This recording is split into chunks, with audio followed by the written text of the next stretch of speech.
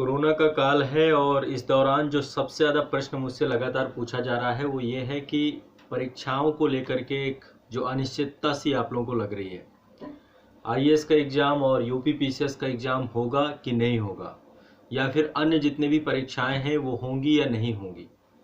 तो एक ये जो लगातार आप लोगों के दिमाग में यक्ष प्रश्न बना हुआ है। लगातार आप लोगों के इतने फ़ोन आ चुके हैं, इतने मैसेज आ चुके हैं, इतने कमेंट्स आ चुके हैं सिर्फ एक चीज़ को लेकर के कि इस स्थिति को क्लियर किया जाए। देखिए, अभी जब से ये बोर्ड एग्ज़ाम जो है कैंसिल हुए हैं, 10th का शायद कैंसिल कर दिया गया सीबीएसई बोर्ड में, और 12th का जो है रीशेड्यूल कर दिया गया है, तब से जो है बच्चों में ऊपापोह और होने लग गई है।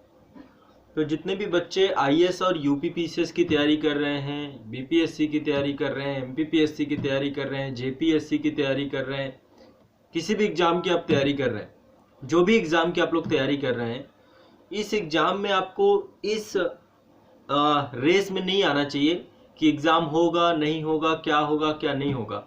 पिछले साल भी आप लोगों ने देखा था एग्ज़ाम हुए थे ना, जबकि कोरोना तो 1 साल पुराना है, तो एग्ज़ाम हुए थे। मतलब ऐसा नहीं हुआ कि एग्ज़ाम पूरी तरीके से बंद कर दिए गए और सारी चीज़, एग्ज़ाम हुए थे। अभी थोड़ा सा देश में स्थिति गंभीर है।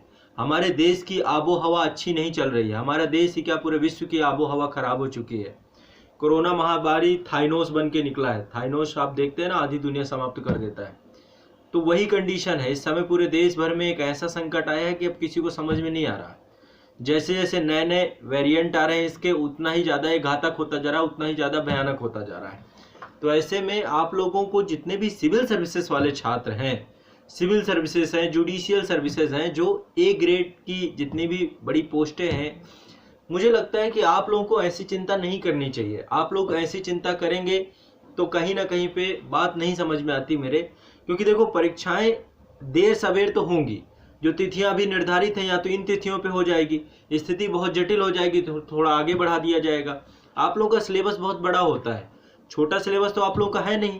आप लोगों के लिए तो बेहतर ही है कि जितना आपको समय मिल जाए उतना ही आप लोगों के लिए कम है। दिक्कत उन छात्रों के साथ ज़्यादा होती है जो कहीं ना कहीं पे थोड़ा दीर्घसूत्री होते हैं, आलसी होते हैं, समय का सदुपयोग सही तरीके से नहीं कर पाते, उनके साथ दिक्कत होती है। वो चाहते हैं, लेकिन जो गंभीर बच्चा है, गंभीर बच्चे को एक चीज़ मैं बताऊं आपको, हमें परीक्षाएं जो होंगी, समझ लीजिए, मैं हमेशा एक बात कहता हूं कि चाहे यूपीएससी का एग्जाम हो, चाहे स्टेट पीएससी का एग्जाम हो, सारा खेल दो घंटे का होता है पीटी में। 2 घंटे में जीएस का एक पेपर होगा, फिर सीसेट होगा, उसमें ही जो आपका वर्ष भर की जो मेहनत है उसका मूल्यांकन किया जाएगा। तो आप लोगों को अपना जो एटीट्यूड है, उस एटीट्यूड को इस रेस में आकर के नहीं देखना चाहिए कि परीक्षाएं कब होंगी। आपको ये देखना चाहिए कि आपकी तैयारी का स्तर क्या है, आपकी तैयारी कितने बड़े स्तर की है। क्योंकि इस एग्जाम का सिलेबस और पैटर्न इतना बड़ा है, यदि आप तो पहले अपनी तैयारी पे आपको लगातार काम करते रहना है। इसे नहीं रोक सकते हम अपनी तैयारी को। परीक्षाएं कब होंगी इस यक्ष प्रश्न में नहीं रहना है। आयोग किसी न किसी दिन आपको सूचित ही कर देगा। एडमिट कार्ड आ जाएंगे तो परीक्षा हॉल पे चले जाइएगा, नहीं आएंगे तो तैयारी रोकनी नहीं है। तो आप लोगों को एक सतत गति से, निरंतरता के साथ लगा रहना है। आप इस रेस में मत पड़िए। जितने भी सिविल सर्विसेज के छात्र हैं, आप लोगों को इस रेस में आना ही नहीं है कि परीक्षाएं टलेंगी, कि परीक्षाएं बढ़ेंगी। अरे हमारा पैटर्न, पीटी खत्म हो जाएगा, आपको मेंस की तैयारी करनी है, आपको अपने ऑप्शनल को तैयार करना है। तो आप एक जद्दोजहद में मत पड़िए। परीक्षाएं यदि होनी होंगी तो 13 जून को यूपी हो जाएगा, 27 जून को आईएएस हो जाएगा, 20 जून को एमपी का आ गया है। तो ये जो तिथियां हैं, इन तिथियों में या तो परीक्षा हो जाएगी, पिछले साल भी आयोग ने लिया है, रिजल्ट भी आने चालू हो गए, 2 रिजल्ट घोषित हो चुके, बड़े रिजल्ट, समीक्षा अधिकारी के रिजल्ट, सब रिजल्ट आ रहे हैं। तो मैं आप लोगों को बस एक चीज कहूंगा, जितने भी बच्चे हैं सभी लोग सिर्फ तैयारी पे फोकस करें, इन व्यर्थ के वार्तालापों में ना पड़े, व्यर्थ के वीडियोस भी ना देखें। बहुत सारे लोग व्यर्थ के वीडियो भी बना रहे हैं, दिग्भ्रमित कर रहे हैं बच्चों को। मेरा मानना यह है कि सिविल के बच्चे को सिर्फ और सिर्फ अपने पैटर्न, अपने सिलेबस, मैक्सिमम रिवीजन आपको कम से कम 3 टाइम आपका होना चाहिए। आपको जितना समय मिल जाता है आपके लिए कम है। तो आप ये फालतू की चीज़ों में मत पड़िए। आप सिर्फ पढ़ाई को प्राथमिकता दीजिए, यही आपका भला करेगी। और आप लोग रुकिए मत, इस समय का सदुपयोग करिए। बहुत सारे बच्चों ने पिछले साल जो समय का सदुपयोग किया उसका रिजल्ट ये निकल के आया कि उनका फाइनल सिलेक्शन हो गया। बहुत सारे बच्चों का अच्छी तैयारी नहीं थी पिछले साल, मुझे पता है व्यक्तिगत तौर पे कैसे उनकी हालत टेस्ट सीरीज पे होती थी, कैसे हालत उनकी चीज़ों पे होती थी, लेकिन उन्होंने निरंतरता रखी, कंटिन्यूअस रहे और 2019-2020 के जो रिजल्ट आई यूपी के चयनित हो गए अंततोगत्वा। तो मैं ये चाहता हूं कि आप लोग जो है कहीं ना कहीं पे यदि अपनी तैयारी रोकेंगे तो दूसरे को मौका दे देंगे। आपको अपनी तैयारी पे काम लगातार करते रहना है। आप परीक्षा जो होना होगा आयोग के ऊपर छोड़ दीजिए, आयोग की जिम्मेदारी है, उसको करवाना है, उसको चिंता आयोग को होनी चाहिए। वो वेबसाइट्स में नोटिफिकेशन के माध्यम से सब पता चल जाएगा। भारत सरकार और राज्य सरकारों की चिंता है ये। आपका काम पढ़ाई होना चाहिए ताकि जब भी एग्जाम होगा आप बहुत मजबूती से खड़े होंगे। मैं तो यही सलाह और सुझाव आपको दे सकता हूं। नहीं तो आपको इसे फालतू के उपापोह पे लगा रहना है तो लगे रहिए। किसी को भी किसी भी तरीके से अपने फोकस को डाइवर्ट नहीं करना है। आपका फोकस सिर्फ और सिर्फ आपकी तैयारी है, आपका सिलेबस है, आपका पाठ्यक्रम है, उसका अधिकतम से अधिकतम रिवीजन है। यदि आप इसको किसी तरीके से दरकिनार करेंगे तो फिर आप किसी काबिल नहीं बचेंगे। इसलिए आप अपने पैटर्न पे, अपने उस पे तैयारी पे फोकस करिए। बाकी की जो अफवाहें हैं, बाकी की जो चीजें आ रही हैं उन पे ज्यादा अपना वो मत करिए। और देखिए कोविड का काल चल रहा है, इसमें अफवाहें भी बड़े स्तर की उड़ती हैं। आप देखिए एक पता नहीं कौन सा चैनल है, वहां पे वीडियोस बनाए जा रहे हैं संपूर्ण लॉकडाउन, इतने से इतने डेट तक संपूर्ण लॉकडाउन।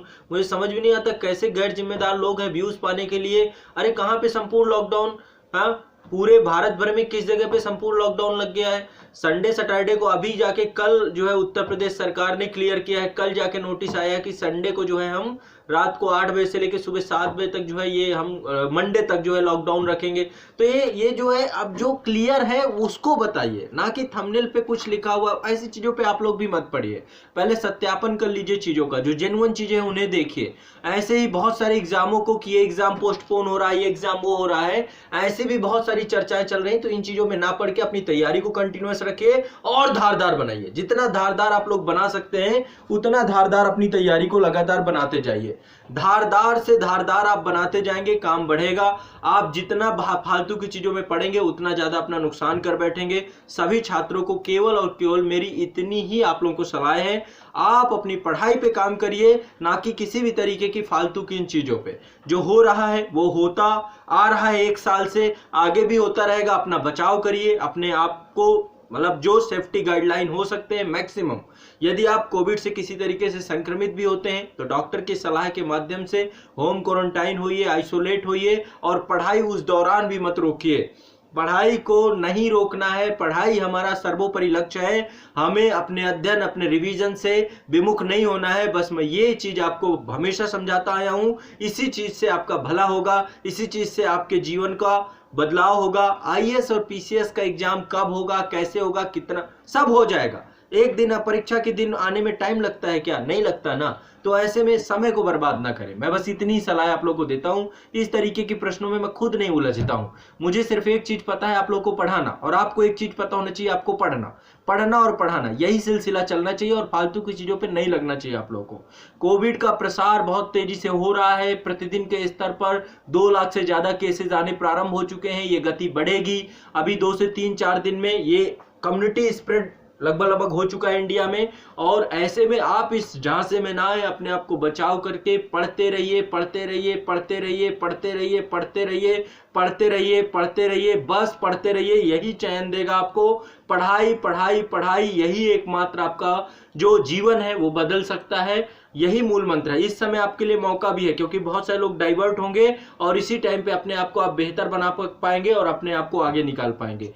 तो इस दौरान अन्य किसी भी तरीके के जितने भी आपको जो है जो डिस्ट्रैक्शन है, जो लोग आपको मिसगाइड कर रहे हैं, आपके फोकस को तोड़ रहे हैं, ऐसे न्यूज़ेस को देखना, ऐसे इससे बचिए, बचाव करिए और सकारात्मक रहिए, पॉजिटिव रहिए। हमेशा पॉजिटिव रहने का मतलब है अब हमारे आसपास बहुत नकारात्मकता है। देखिए आए दिन मैं कम से कम बता रहा हूं कि पर डे कम से कम 1000 लोगों का इस तरीके के मैसेज आ रहे हैं, 1000 से ज्यादा लोगों के कि घर में इतने पॉजिटिव हो गए, ये हो गए। स्टूडेंट्स के मैसेज आ रहे हैं, बहुत सारी दिक्कतें हैं, फेस कर रहे हैं। फाउंडेशन के माध्यम से, मैं वैक्सीनेशन पे जो भी हेल्प हो पा रही है, तो कहीं ना कहीं पे लगातार निगेटिव खबरें ज़्यादा हैं। ऐसे में हमें सकारात्मक होना बहुत जरूरी है। यदि हम सकारात्मक नहीं रहेंगे तो मैं सही बता रहा हूँ कि हम टूट जाएंगे और परेशान हो जाएंगे। तो ऐसे में परीक्षा होगी कि नहीं होगी, ये आयोग का काम है, उसकी जिम्मेदारी है। आपका काम है आप पढ़ाई करेंगे कि नहीं करेंगे, कितना करेंगे, क्या आपकी, क्योंकि आपको अपनी असलियत पता है। तो आप उस चक्कर में ना पड़ के इस चक्कर में रहिए। एडमिट कार्ड एक ना एक दिन आएगा, उस दिन आप एग्जाम हॉल पे जाके पेपर दे आना, लेकिन अपनी पढ़ाई को, अपने समय को ऐसे मत जाया जाने दीजिए। यही आपकी बहुमूल्य पूंजी है। इसी पूंजी से आपका कल्याण हुआ था, इसी पूंजी से आपका कल्याण होगा। तो पढ़ाई जारी रखिए, जबरदस्त पढ़ाई रखिए। आपको पढ़ाई को नहीं छोड़ना है, कंटिन्यूअस रखना है। बस मैं आपको इतना ही बोलूंगा और कुछ नहीं, ठीक है। खूब सारा पढ़ाई करिए। ये कौन से स्टूडेंट हैं, क्या नाम है आपका? मैं देखिए सारनाथ आया था, ये काफ़ी पुरानी चीज़ें हैं जितनी भी है, हो गए अभी 10 से 15 दिन। तो अब मैं यहाँ पे हूँ। मैं सारनाथ भी आया था, बोधगया भी गया था। जो पटना और रांची का पूरा जो ट्रिप था भारत दर्शन का और मीटअप का, उसके बाद मैं बहुत काफ़ी 10 दिन 15 दिन से मैं अपनी संस्था में हूँ। मैं वहाँ पे आया, मैंने जानकारी इसलिए नहीं दी क्योंकि आप जानते हैं अव्यवस्था भी फैल जाती, छात्र बहुत ज़्यादा हैं। जब मैं आऊँगा तो मैं पर्टिकुलर मीटअप रखूंगा, बनारस मीटअप रखेंगे, तब आप लोगों से मुलाकात करेंगे। लेकिन अभी इस पहले समस्या का समाधान हो जाने दीजिए, ठीक है। मैं सारनाथ आया था, दोबारा फिर आएंगे। अभी काशी बनारस को घूमना है, उस नगरी के बारे में भी जो चीज़ें हो सकेंगी आपको पढ़ाऊंगा वहाँ से भी। लेकिन समय नहीं था, बहुत कम समय था। हमने बीच में स्टे लिया था। स्टे किस लिए? क्योंकि रांची से गाजियाबाद का जो सफ़र है 1100 किलोमीटर का सफ़र था। बीच में एक स्टे लेना जरूरी था। तो मुझे सबसे बेहतर जगह सारनाथ लगी। और सारनाथ, चूंकि बोध गया और सारनाथ दोनों का बहुत बड़ा आपस में एक कनेक्शन है। महात्मा बुद्धा ने बोध गया में ज्ञान की प्राप्ति की और सारनाथ में धर्मचक्र प्रवर्तन पहला उपदेश दिया। तो मुझे मतलब ये कनेक्शन बहुत अच्छा लग रहा था। मैं बोध गया से सीधा जो है सारनाथ ही आया हूँ। तो एक जो है एक कह सकते हैं ऐतिहासिक जुड़ाव। तो जब कभी बाबा विश्वनाथ की धरती पे आएंगे, मैं बिल्कुल आप सभी से मिलूंगा। उस क्षेत्र में पूर्वांचल के जितने बच्चे हैं उन सबसे मुलाकात होगी। मेरी बड़ी इच्छा थी कि मैं बाबा विश्वनाथ के दर्शन करूं, लेकिन अभी जो समसामयिक समस्या है इसको भी समझना जरूरी है। आप लोग की क्लासेस भी इंपॉर्टेंट है, सब कुछ जरूरी है। इस कारण से मैं ज्यादा समय नहीं दे पाया। वहां पे कुछ बच्चे मुझे मिले थे सारनाथ में, क्योंकि आमतौर पर बच्चे तो हर जगह हैं अपने। तो काफी कुछ बच्चे ऐसे सरप्राइजली मिले थे और मुझे भी अच्छा लगा था। जब मैं धमेक स्तूप देखने जा रहा था तो उसी दौरान काफी बच्चे जो है वहां पर जो भी वहां पर थे, तो वो अचानक से वो भी सरप्राइज हो गए कि ये क्या हो गया। तो जब कभी मौका मिलेगा मैं जरूर आऊंगा। मैं जहां जहां गया हूं, पटना में, चंपारण में, राजेंद्र प्रसाद जी की जन्मभूमि में, हर जगह छात्र आए हैं। ऐसी कोई जगह नहीं थी जहां पे छात्र ना आए। और मुझे अच्छा लगा कि हमारे स्टूडेंट हर जगह पे हैं, कोई ऐसी जगह नहीं है जहां पे ना हो। मैं बताऊं तो भी, बताने पे तो आप लोग आते ही हैं, नहीं बताऊं तो भी आप लोग मिलते हैं, है ना। तो चलो एक बात है, लेकिन आप लोग अपनी पढ़ाई को जबरदस्त तरीके से कंटिन्यूअस रखिए, इसको नहीं रोकना है। बस परीक्षाएं जब होंगी, पढ़ाई एक तरफ है, परीक्षा एक तरफ है, ठीक है। पढ़ाई मतलब पहले प्रिपरेशन तो हो जाइए, जब परीक्षा होगी वहां पे जाके आप अच्छे से परफॉर्म कर पाएंगे। तो पहले अपने एटीट्यूड को बदलिए, इस मानसिकता को चेंज करिए, ठीक है।